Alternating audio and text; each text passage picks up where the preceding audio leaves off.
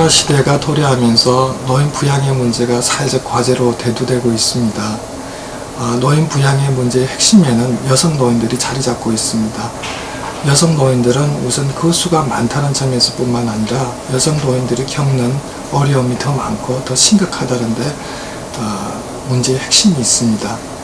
제가 오늘 드릴 말씀은 이러한 여성 노인들이 가족 지원을 어떻게 받고 있는가를 살펴보는 데 있습니다. 보통 노인 부양은 크게 세 가지 주체에 의해서 이루어진다고 볼 수 있습니다. 그 주체로는 개인 스스로를 부양하는 경우, 그 다음에 사회복지제도에 의해서 부양되는 경우, 그 다음에 가족들에게 지원을 받는 경우입니다. 근데 한국 사회 같은 경우는 노인들이 스스로를 부양할 능력을 갖추지 못한 경우가 상당히 많습니다. 한편 노인복지제도가 충분히 발달하지 못했기 때문에 가족에게 의존할 수밖에 없는 상황입니다. 따라서 여성 노인의 가족 지원 현황을 살펴보는 것은 매우 중요한 과제라고 생각됩니다. 제가 연구한 결과에 의하면 여성 노인들은 대체로 교육 수준이 낮고 남성 노인들에 비해서 연령층이 또 높습니다. 그 다음으로 경제적 활동의 면에서 봐서도 매우 불리한 위치에 있습니다. 이분들은 젊었을 때 일을 한 경험이 적고 일을 했다 하더라도 직위가 낮은 직종에 종사하셨고 또 그 급여액도 높지 않은 상황입니다. 따라서 이런 젊었을 때의 그 취업 활동의 결과로 노년기에 경제적 자원을 충분히 확보하지 못한 상황이 많이 발생합니다. 그러다 보니 더더욱 이제 가족에게 의존할 수밖에 없습니다. 노인들의 가족 현황을 성별로 좀 살펴보면은 남성 노인들에 비해서 여성 노인들에게서 사별자가 더 많습니다. 또한 그 자녀 별거의 경우도 남녀에 따라서 조금 다르게 나옵니다.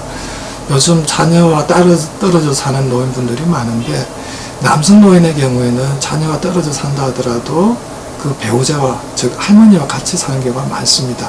그러나 할머니들의 경우는 홀로 사시는 경우가 많습니다. 즉 홀로 살기 때문에 더 많은 어려움과 난관을 겹치게 되게 되어 있습니다.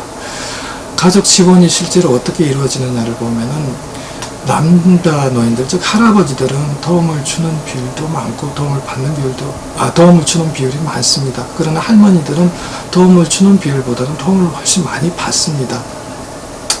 또한 그 도움을 요청할 경우도 주로 할머니들은 자녀들에게 의존하게 되고 실제 도움을 받는 경우도 주로 자녀들에게 의존하게 됩니다.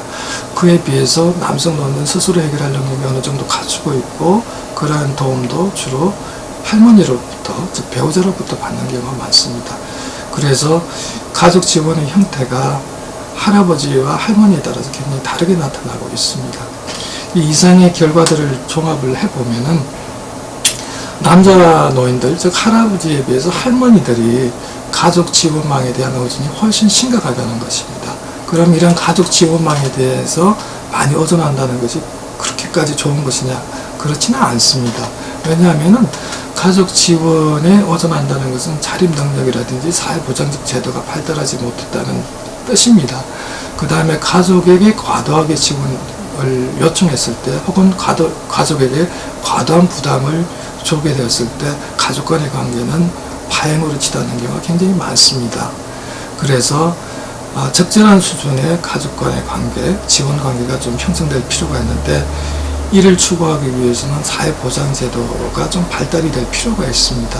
특히 이제 사회보장제도의 발달에서 논의해야 될 바는 할아버지, 할머니, 특히 할머니가 가진 문제를 노년기 한 시점에서 발생한 문제라고 이렇게 접근하지 말고 이 할머니들이 평생을 살아오면서 취업활동이라든지 가족 내 역할에서 갖는 여러 가지 불평등과 불리함의 결과로 인식할 필요가 있다는 겁니다. 즉 노년기에 발생하는 문제는 평생을 통해서 살아온 삶의 누적물이지 한 시점에서 단순히 발생한 것은 아니라는 인식이 필요하다는 점입니다. 이러한 점을 충분히 인식을 한다면은 아마도 사회복지정책 혹은 사회정책은 여성들의 삶을 단계별로 들어가서 그 불평등과 불일치를 좀 완화시킬 수 있는 방향으로 좀 조정될 필요가 있다고 생각합니다.